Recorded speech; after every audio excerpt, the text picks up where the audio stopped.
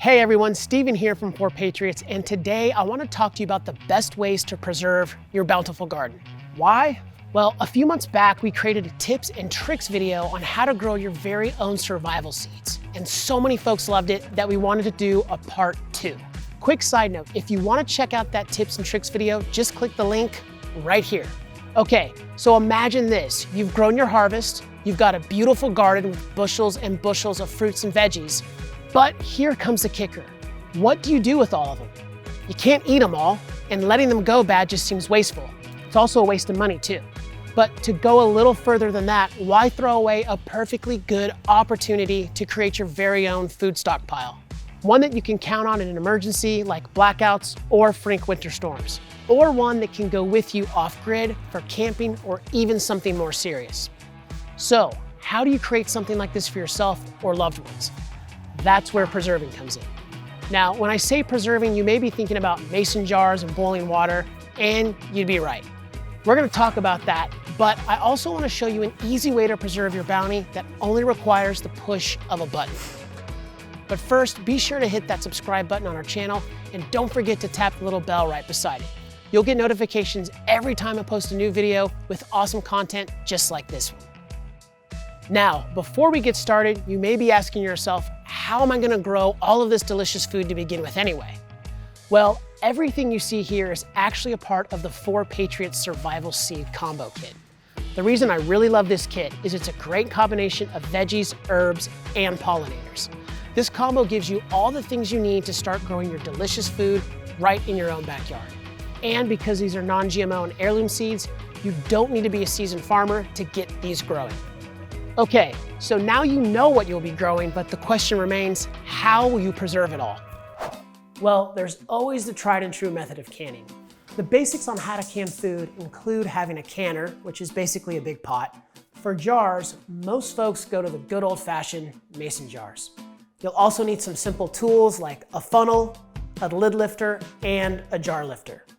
Then you'll heat up your jars and lids in boiling water, and once they're hot, you'll add your brine or hot water to whatever it is you're canning.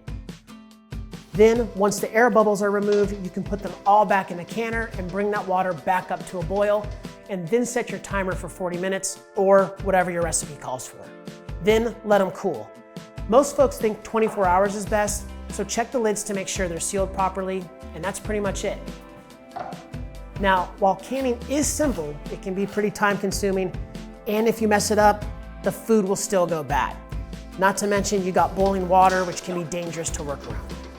That's why I think the best way to preserve your food is freeze drying. Now, I know it may seem complicated, like something you need a license for, but it's not. Trust me, if I can do it, you can do it too. Plus, nowadays, freeze dryers are so smart that all you have to do is push one button and you're off to the races. This is the 4Patriots Home Freeze Drying System. And even though it's made with all commercial grade materials, it was designed for everyday folks like you and me. Here's how it works.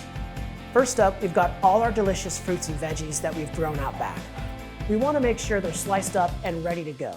And once that's done, we put everything on these stainless steel trays and silicone mats that come with the freeze dryer.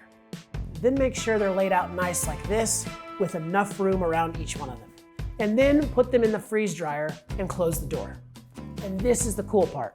All you have to do is push the start button. And then this touch screen guides you through the entire freeze drying process, which if you want to learn more about, check out our how-to video, which is linked in the description below. But that's all there is to it. Now you just have to wait.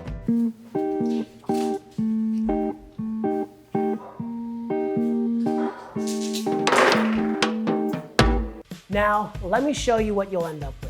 We freeze dried all of this food earlier using the home freeze drying system. What's great about this is not only do you have all the food you saved from your garden, but you can also start building your own stockpile of survival food. Because if you store freeze dried food properly, it may last for a really, really long time. I'm talking about years. That's why every freeze dryer also comes with these baggies and vacuum sealer to help you get started. So not only can you use a freeze dryer to preserve the stuff you grow, but you can also create your very own custom survival food with all the stuff you and your family already love to eat. Plus, the freeze drying process also retains most of your food's nutritional content too.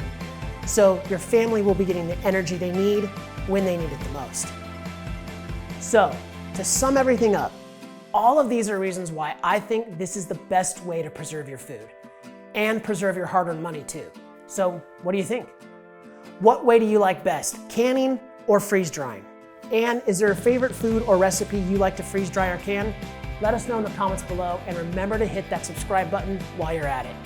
I'll see you next time.